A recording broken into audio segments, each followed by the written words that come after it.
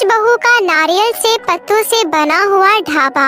एक गांव में तारा नाम की एक लड़की अपने माता पिता के साथ रहा करती थी। तारा दिखने में तो बहुत ही ज्यादा सुंदर थी, लेकिन उसके अपाहिजपन की वजह से उसे कोई भी शादी नहीं करना चाहता था, जिस वजह से उसके माता पिता अक्सर बहुत ज्यादा परेशान रहा करते थे। तभी एक दिन तेजस्विनी नाम की एक औरत अपने बेटे नवीन का रिश्ता लेकर तारा के घर आती है और कहती है, देखिए बहन जी, हमें आपकी बेटी के अपाहिजपन से कोई दिक्कत नहीं है और मेरा तो ये मानना है कि इंसान मन से सुंदर होना चाहिए, बाकी तो सब ऊपर वाले के हाथ में होता है। इसलिए मुझे आपकी बेटी पसंद है, इसलिए आप लोग बस शादी की तैयारियां कीजिए। और इस तरह कई सालों से अपनी बेटी के लिए रिश्ता ढूंढ रहे तारा के माता पिता बहुत ज्यादा खुश हो जाते हैं, क्योंकि अब उनकी बेटी की भी डोली उठने वाली थी और वो भी अब किसी के घर की बहू बनने वाली थी। और ऐसे ही कुछ ही दिनों में तारा की शादी तेजस्विनी के बेटे नवीन से हो जाती है। लेकिन ससुराल पहुंचते ही उसे पता चलता है कि उसके पति की एक किडनी खराब है और तेजस्विनी ने इसी वजह से अपने बेटे की शादी उससे करवाई है। ये बात जानकर तारा अपनी सास से कहती है, माँ जी, आपने मेरे परिवार से इतना बड़ा सच क्यों छुपाया कि नवीन जी की एक किडनी खराब है? ये तो सरासर धोखा हुआ है ना हमारे साथ। आप ऐसा कैसे कर सकती हो?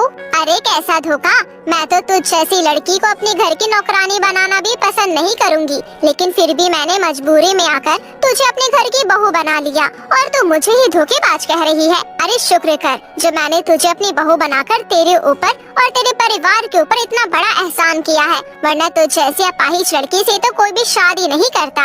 माँ जी, आप सिर्फ अपने बारे में सोच रही हैं, लेकिन जब ये सच मेरे माता पिता को पता चलेगा तो लोगों को कितना बुरा लगेगा। क्या आपने ये सोचा है कभी? अरे इसमें सोचना क्या है, मैंने तो तेरे माता पिता पर इतना बड़ा एहसान किया है कि उनकी अपाहिज बेटी को अपने घर की बहू बना लिया, वरना पड़ी रहती जिंदगी भर उनके सर पर। इसलिए अब ये अपना दिमाग लगाना बंद कर और जो हो गया है उसे स्वीकार कर ले, समझी?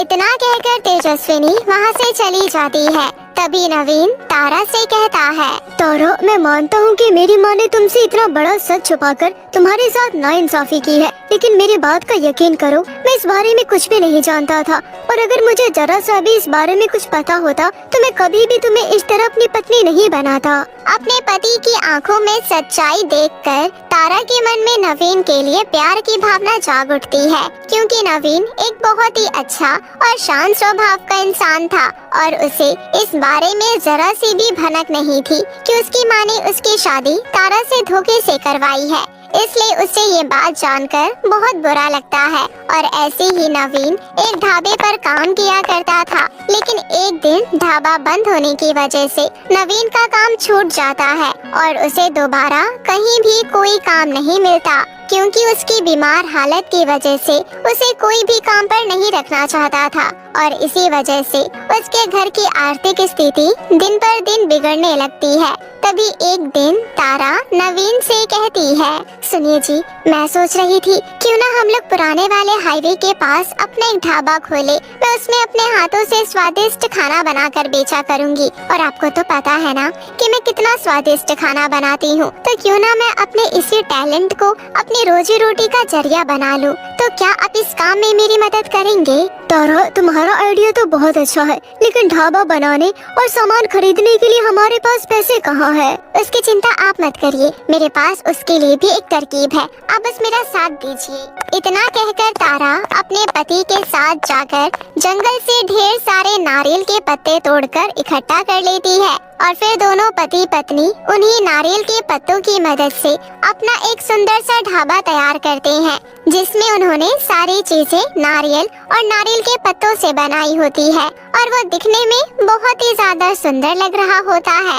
और उसके बाद तारा शादी में मिले हुए कुछ गहनों को बेचकर ढाबे की जरूरत की सारी चीजों को खरीद कर ले आती है और साथ ही साथ राशन का भी सारा सामान भरवा लेती है और फिर अपने ढाबे में स्वादिष्ट खाना बनाकर तैयार कर लेती है और नवीन सबको चिल्लाते हुए आवाज लगाता है, अरे आइए आइए और हमारे ढाबे का स्वादिष्ट खाने का आनंद लीजिए। ऐसा स्वादिष्ट खाना आपने कभी नहीं खाया होगा। ऐसी ही कुछ देर बाद उनके होटल के सामने एक बड़ी सी गाड़ी आकर रुकती है, जिसमें से एक पति पत्नी बाहर निकलते हैं और नवीन के ढाबे पर आते हैं। अरे नहीं नहीं, इस ढाबे में तो अपाहिज औरत खाना बना रही है, पता नहीं खाना कैसे बनाती होगी।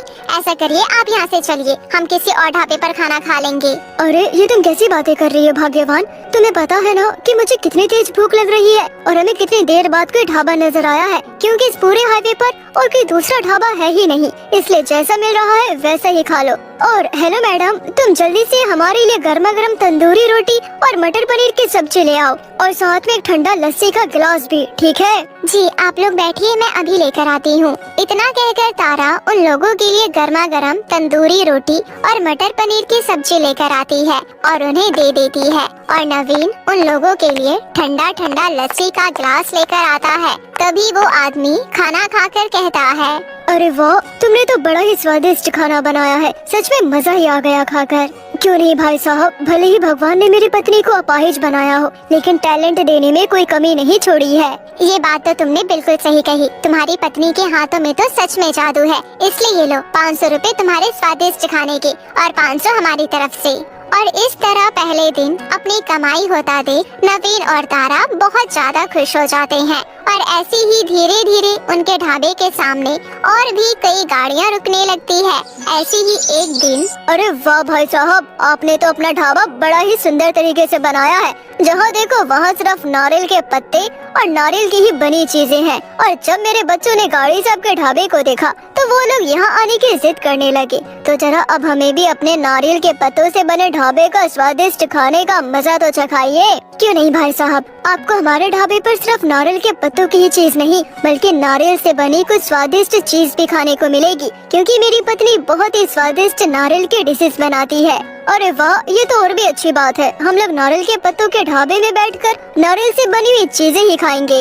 इतना कहकर नवीन और तारा मिलकर जल्दी से उनका ऑर्डर लेकर आते हैं, और तारा के बनाए हुए स्वादिष्ट खाने को खाकर वहाँ पर आए सभी लोग बहुत ज्यादा खुश हो जाते हैं, और इस तरह उनके ढाबे पर ग्राहकों की भीड़ लगनी शुरू हो जाती है। और देखते ही देखते कुछ ही दिनों में उनका ढाबा बहुत ज्यादा फेमस हो जाता है, और हर कोई उस ढाबे को नारियल के पत्तों का ढाबा कहने लगता है। और अपनी अपाहिज बहू की कामयाबी देखकर तेजस्विनी को भी अपनी गलती का एहसास हो जाता है, और वो तारा से हाथ जोड़कर माफी मांगती है और उसे दिल से अपनी बहू मान लेती है।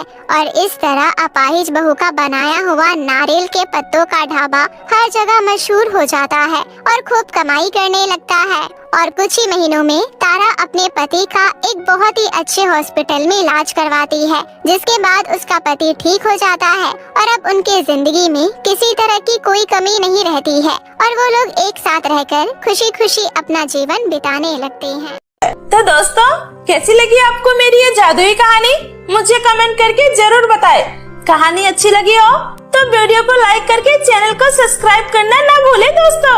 तो मिलती हूँ ऐसे ही फिर किसी नई मजेदार कहानियों के साथ। तब तक के लिए बाय बाय दोस्तों।